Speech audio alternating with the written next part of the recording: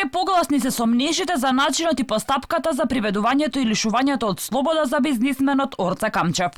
Експертската јавност ја постави дилемата, по чија наредба Камчев заврши во шутка. Од обвинителството пак велат дека заради сознанијата на АНБ дека Камчев подготвува бегство, МВР го лишило од слобода.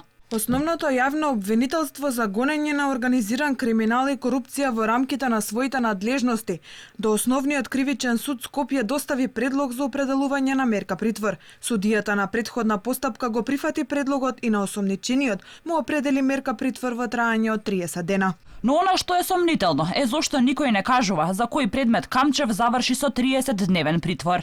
Бизнисменот е приведен заради подготовка за наводно бегство, но од одбраната, барем како што велат, не ја виделе белешката.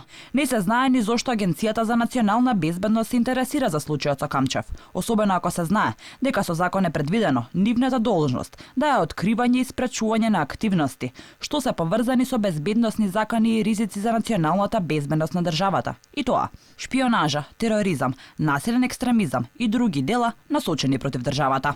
Ред се редат нелогичностите за приведувањето на Камчев.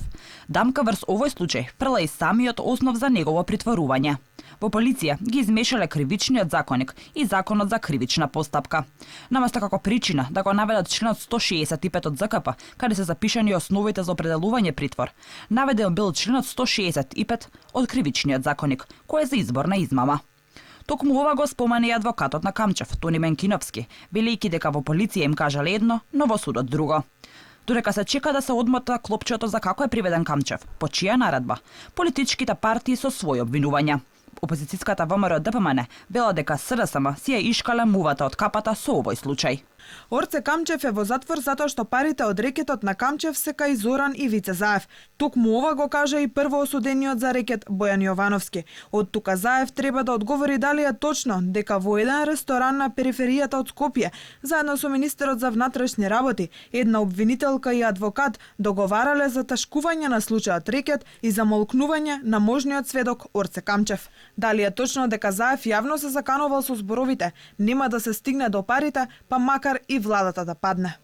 Од СДСМ пак наведуваат дека најголемата опозицијска партија го бранела Камчев, оти како што велат, големи биле хипотеките на Мицковски кон тајкунот на режимот Орце Камчев.